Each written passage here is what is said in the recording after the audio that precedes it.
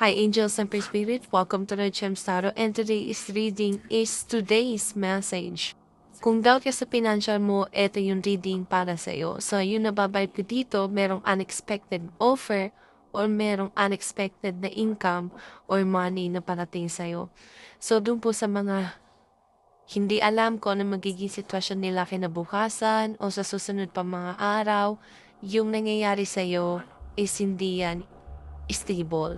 So, may nababibe ako dito na may mga magagandang opportunity na darating sa'yo, offer na galing sa ibang tao, at meron din kusang loob na tutulong sa'yo. So, meron ding someone na person na sa past mo na gustong makipag-communicate, makipagkita sa'yo, mag-apologize sa'yo sa mga nagawa niya sa'yo. So, yun yung nababibe ko ngayon dito.